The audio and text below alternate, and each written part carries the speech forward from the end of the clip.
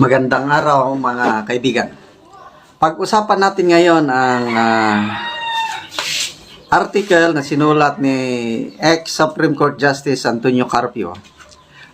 Isinare ito ni Doc Loren Badoy at ni Senator Bato de la Rosa. Sabi nga ni Senator Bato is a very powerful message itong sinulat ni Justice Carpio. Dito ako na-attract sa last sentence or paragraph na niya. Galit na eh. Sabi niya, let our anger be our fuel. Let our indignation spark a revolution of accountability. So, anong ibig niyo sabihin sa revolution of accountability? Kumilos na daw tayo. Sabi niya, the betrayal must end. This theft, yung pagnanakaw. This theft must end. The silence must end. Tayo, yung mga nananahimik. The silence must end. The time to act is now. Kumilos na daw tayo. Nananawagan na. Ano ito?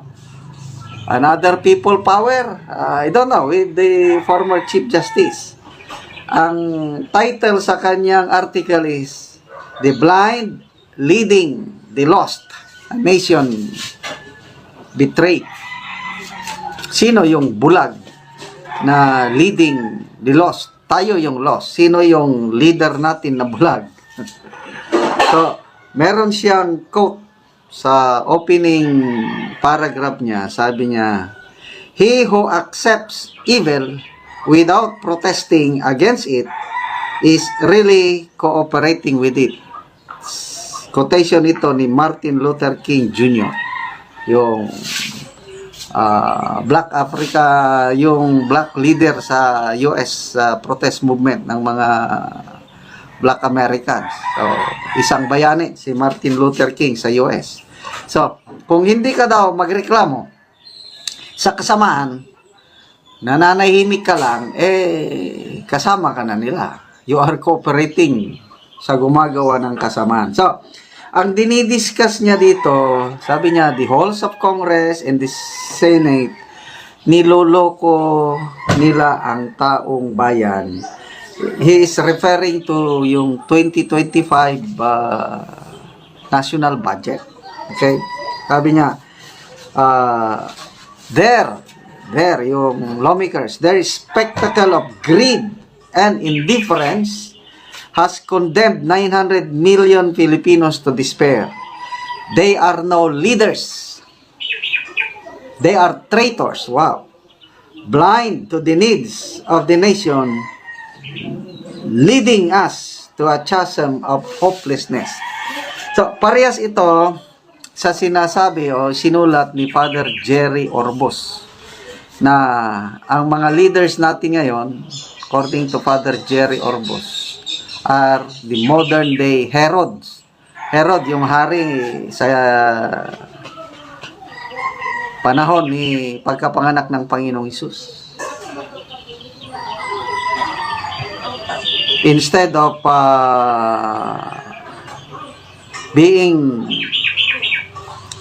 the Messiah, na mag-aahon sa atin sa kahirapan, itong leaders natin, sabi ni Father Orbos, pinapahirapan. Sila lang ang yumayaman, samantalang ang Pilipino getting poorer and poorer.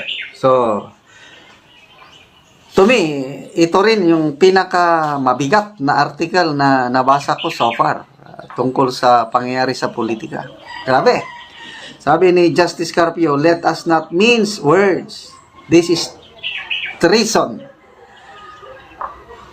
When Congress butchered billions from education, they didn't just adjust a spreadsheet. They tore yung pinunit. They tore futures from the hands of Filipino children. They shattered the dreams of students who saw education as their only escape from the clutches of poverty. They sabotage a nation's chance to rise, condemning generations to mediocrity and despair. yan yung mainit na issue ngayon, yung nakalagay sa konstitusyon na ang education sector dapat ang may pinakamalaking budget. Kaya lang, lumalabas ngayon, ang pinakamalaking budget, yung DPWH, doon nila pinansak ang mga pork barrel ng mga mambabatas. So, dyan ngayon, nagagalit. Hindi lang si Justice Antonio Carpio, pati na rin sina ex-senator Drilon, mga kaparian, kaobispuhan, nagrally na sila noong December 23, tinawag ng Clergy for Good Governance. Consisting of 13 bishops and 209 priests, both Roman Catholics, Iglesia Independente or Aglipayan, and evangelical leaders. Tinawag nila yung 2025 budget as self-serving. So ito rin yung sinasabi ni Justice Carpio. Okay, so binanggit din yan dito yung zero funding for PhilHealth in 2025 is not just negligence, it's malice. It's as if Congress has declared war on the poor. How many parents will have to bury their children because they can't afford a doctor? How many breadwinners will be crippled by illness, left to rot because our healthcare system has been gutted? Grabe. Noon nga, mga nakarang taon, may subsidy ang PhilHealth. Napakaliit ang tulong na natatanggap ng mga pasyenteng hospital. How much more ngayon na zero subsidy? Despite the assurances ng presidente, sabi niya, simple lang yan, I can assure you. Walang mababago sa serbisyo ng PhilHealth, madadagdagan pa. Ang galing, ang sarap pakinggan yung assurance ng Pangulo. Ang tanong, naniniwala pa ba ang taong bayan sa assurance ng Pangulo tungkol sa PhilHealth? Okay? So, binanggit din ni Justice Carpio ang ayuda. And now, sabi niya, the ayuda sa Kapus ang Kita program, AKAP, comes along as shameless election bribe dressed as charity. 26 billion stolen from education and healthcare, disguised as aid, but in reality, it's ammunition for the corrupt to cement their power. Wow, talagang matindi. They will toss these scraps to the people during election season while millions of Filipinos starve, bleed, and suffer.